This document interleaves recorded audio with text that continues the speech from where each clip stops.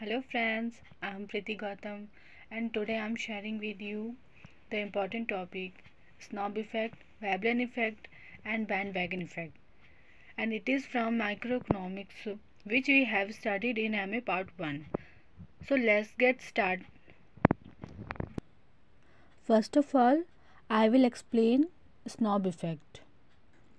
Snob effect क्या होता है? इसमें हम एग्ज़ाम्पल में लेते हैं, जैसे फ्रूट्स हैं, वेजिटेबल्स हैं, तो इनमें क्या होता है, जब किसी चीज़ों का प्राइस कम होता है तो कुछ लोग होते हैं जिनका डिमांड बढ़ जाता है। प्राइस कम होता है इसलिए डिमांड बढ़ गया, ये नॉर्मल बात है। लेकिन वहीं दूसरे लोग जो होते हैं वो अपनी डिमांड को कम कर देते हैं। क्यों कम कर देते हैं? क्योंकि वो उनसे अपने आप को अलग दिखाने के लिए, कि वो ये दिखाना चाहते हैं जैसे कि हम अमीर हैं तो हम महंगी चीज़ों का इस्तेमाल करेंगे। जैसे जो लोग सस्ता यूज़ कर रहे हैं, हम उनके जैसे सस्ती चीज़ों का इस्तेमाल नहीं करते हैं या नहीं खाते हैं सस्ती चीज़ें, तो वो अपने आप को अलग दिखाने के लिए अपनी डिमांड को कम कर देंगे। सो नॉर्मल लोग क्या करेंगे कि अपना डिमांड बढ़ा लेते हैं, प्राइस कम होगा उन चीज़ों का तो इसे स्नॉब इफ़ेक्ट कहते हैं।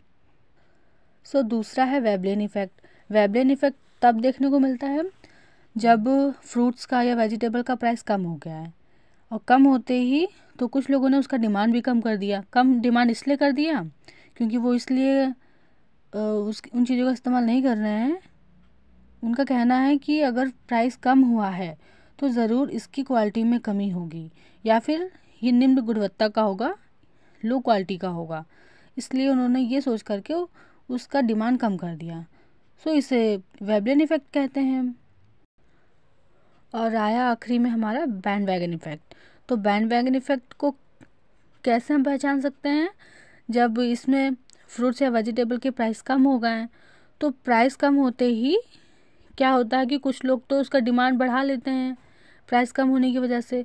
लेकिन कुछ लोग होते हैं कि उन लोगों को देख करके वो भी जाते हैं लेने, कि क्यों वो लोग इतने सारे लोग ले रहे हैं। तो ये सोचते हैं, अपना ये ऐसा थॉट बनाते हैं कि ज़रूर उन चीज़ों में कोई अच्छी बात होगी जो वो लोग लेने जा रहे हैं, तो क्यों ना फिर हम भी लें। तो ऐसे लोगों को देख करके वो अपनी चीज़ों की डिमांड बढ़ा रहे हैं, डिमांड कर रहे हैं उन चीज़ों की, जो लोग दूसरे लोग ले रहे हैं उसको देख करके अपना डिमांड बढ़ा रहे हैं। तो जब लोगों को देख कर के ये लोग उन वस्तुओं का इस्तेमाल कर रहे हैं, तो इसका मतलब है कि ये दूसरों को देख करके अब उन चीज़ों का इस्तेमाल करने जा रहे हैं। तो इसको हम बैंडवैगन इफ़ेक्ट कहते हैं। जैसे कि बैंडवैगन इफ़ेक्ट में आपने देखा कि यहाँ पे कुछ लोग खड़े हैं, इसको देख करके दूसरे लोग सामान लेने जा रहे हैं देख करके, तो इसको बोला कि हमने बैंडवैगन इफ़ेक्ट। दूसरी तरफ इसको ये भी बोल सकते हैं, इसको हम डेमोन्स्ट्रेशन इफ़ेक्ट भी बोलते हैं, प्रदर्शन प्रभाव। क्योंकि हम किसी को देख करके कोई चीज़ों का इस्तेमाल कर रहे हैं, तो इसका मतलब हम प्रदर्शन प्रभाव कर रहे हैं कि उसके पास अगर कोई चीज़ है तो उसको देख करके हमने भी वही चीज़ इस्तेमाल कर ली है, वही चीज़ हम भी लेने जा रहे हैं। तो इसका मतलब हुआ ये डेमोन्स्ट्रेशन इफ़ेक्ट है। वैसे ही स्नॉब इफ़ेक्ट में भी ये देख सकते हैं कि इसमें उसका बिल्कुल अपोजिट है बैंडवैगन इफ़ेक्ट के। इसमें डिमांड एक लोग का देख रहे हैं कि बढ़ा रहे हैं, तो दूसरी तरफ है कि वो अपने डिमांड को कम कर रहे हैं, उसको अपने से अलग दिखाने के लिए। और वेबलेन इफ़ेक्ट में कि अपने डिमांड को कम कर रहे हैं, इसलिए कम कर रहे हैं क्योंकि उन चीज़ों की क्वालिटी सही नहीं है। प्राइस कम हुआ है इसलिए उन्होंने अपनी थिंकिंग ये बनाई कि शायद इसकी लो क्वालिटी है, इसलिए हम इसको नहीं परचेस करेंगे।